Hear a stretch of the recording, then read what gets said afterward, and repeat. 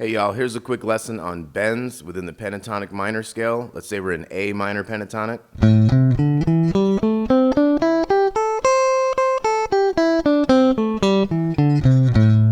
The most common places to bend within this scale position is the G string 7th fret. And we're bending to the sound of the 9th fret there. So you might play that 9. Practice bending to the sound of that pitch, and you want to get to that note quick, as accurately as you can, and then give it some vibrato. So play the initial note, bend to the note, and then give it some vibrato. Now the 8th fret on the 2nd string is another good one. We're going to sound like the 10th fret when we bend that. So I got to the note as quick as I could, as accurately as I could, and then I can give it some vibrato, depending on how long we're holding that note. 10th fret here on the little E string is what this 8th fret is going to bend to the sound of. Same thing, you want to get to your note very accurately, and then you can give it some vibrato. Okay, so once again we got.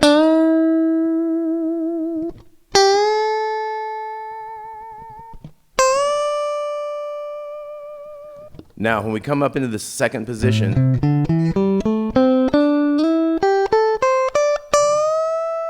there's our other real common bend. That should sound like the 12th fret when we bend it. And once again, we want to get there and then give it some vibrato. So let's try these again. 7th fret G, 8th fret B, 8th fret E, and 10th fret E. Okay, those are your most common bends for A minor pentatonic. Now, when we get into this next position, let's look up here. We have 2 different ways that we can combine positions that are the most common. So that gets us all the way to the 12th fret, and that was our bend note on that 10 right there.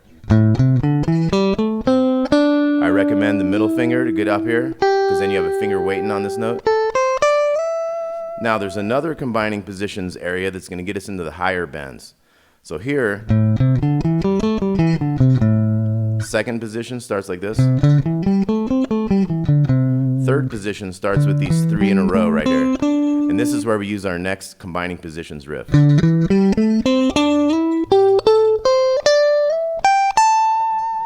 So 10, 12, 3 times. Then we're up to 14, 12, 14. Now we're going to go first finger on the 13. 15 to 17, 15, 17. That gets us all the way to the octave. We're back to the beginning. So these are real important combining positions areas. The other one is up here. Now what we get out of this one, we're in a new position now. This becomes our root note. This is our A, like here.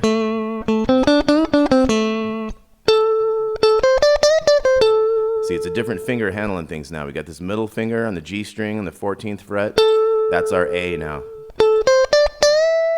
So the 15th fret of the 2nd string should sound like the 17th when you bend it.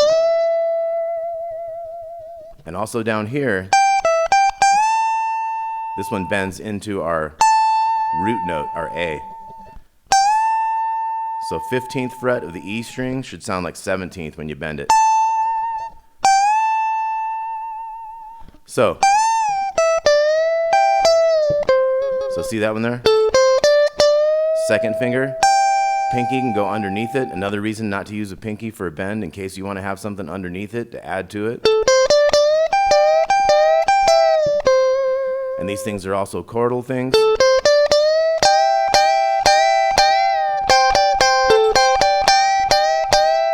So you can incorporate bends with notes from the scale, and you can have notes underneath your bent note.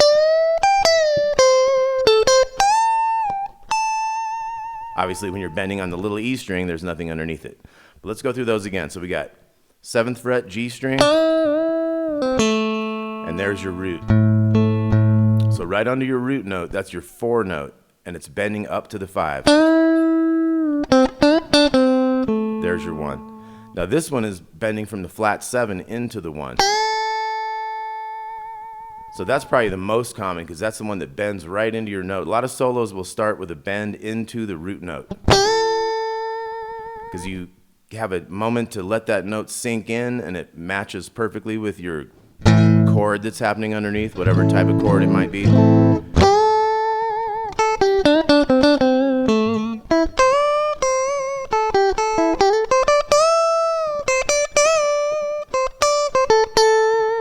Okay, and then think about when we get up here. You don't have to always go back. Once you get used to it, you don't need to go back to these low notes.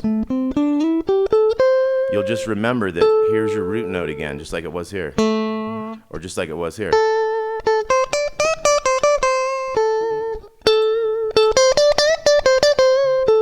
Right? Same thing.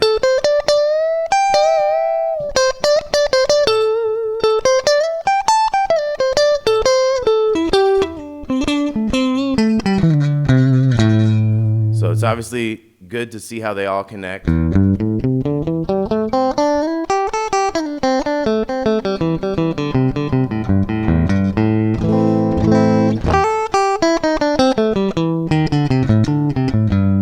you can add your flat fifths in there. Sometimes we do these exercises like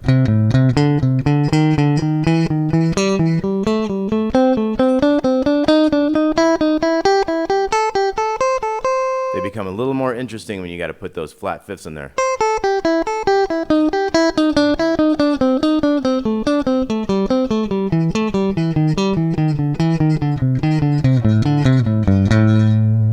Okay, so quick review of the most common bending spots in A minor pentatonic. That's one. That's one. That's one. That's one.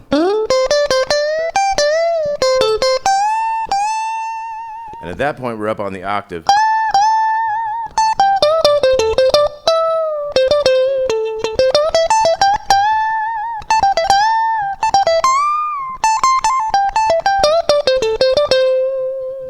Now I'm going to give you one more before we're done here. This is also our root note, our A.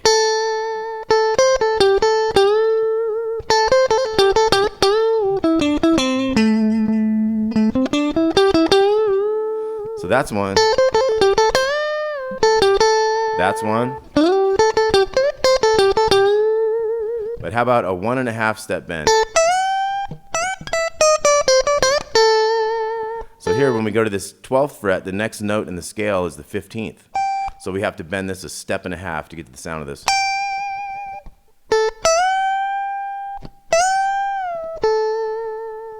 Okay, so that's another good one. You got to go extra deep on that one. Here's a couple repetitive licks you can try with bends. So I'm bending that 7th fret. I want to get it all the way up to that E note there. But I'm going to go 5, 5 after that. So these two are working independently of this finger that's just hanging out. What if we add a note to that? So that's 8th fret of the 2nd string at the end.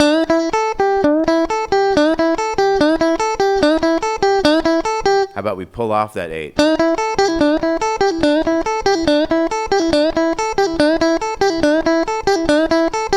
How about we go?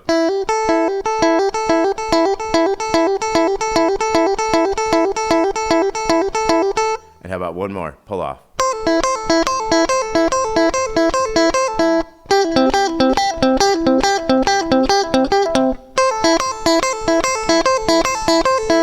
And you can use your pinky here if you want.